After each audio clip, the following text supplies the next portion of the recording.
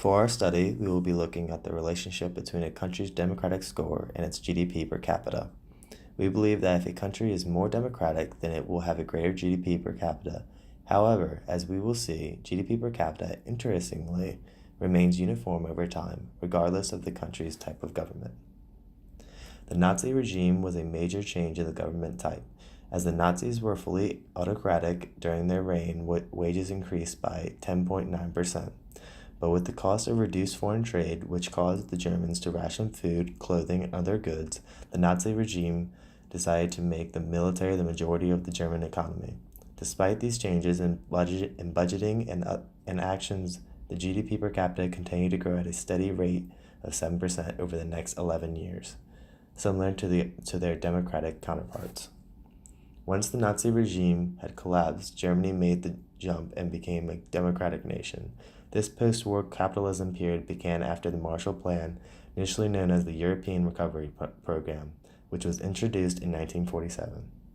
The plan introduced about $140 billion US for economic and technical assistance and was allocated to Western Europe. West Germany was the recipient of the loans, which came to a total cost of $17.6 billion. Over the next 20 years of Germany's GDP per capita, they grew annually of 11%. In 1910, there was a Republican revolution in China that turned the nation into a democratic state. This change in government was short-lived, however, as they lost their democracy immediately afterward.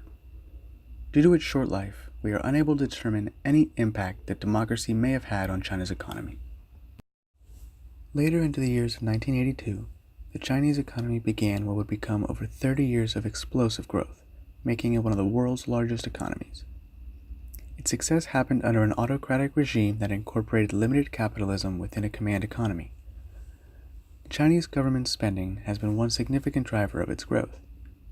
Another big impact has come from the three major energy companies, PetroChina, Sinopec, and CNOOC. An additional contributing factor to the explosive growth is the country's exports. China is the world's largest producer of aluminum and steel. Government spending does come at a price, however, as the Chinese debt to GDP ratio is around 260%, while the US is only at 105.4%. Despite its low democracy score, China's GDP per capita follows the same general upward trend as all the other nations.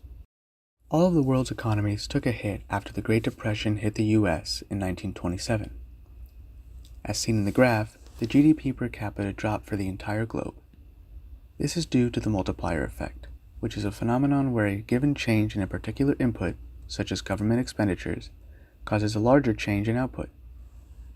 So when the US government initially decreased spending, the GDP began to decrease, which contributed to fewer countries getting investments from the US.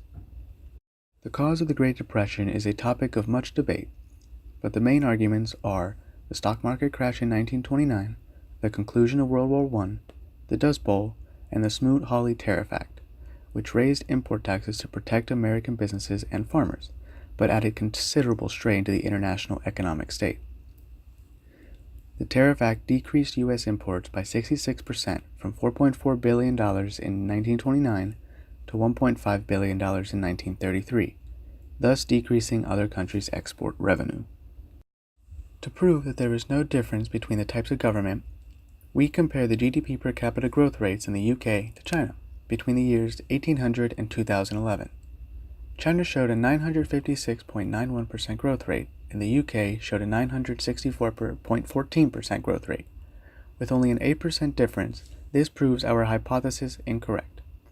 And to further prove there is no correlation between the two, we can look back at the Great Depression, where the entire global economy took a hit, regardless of each country's type of government. It turns out that a country's level of democracy does not have any effect on their GDP per capita.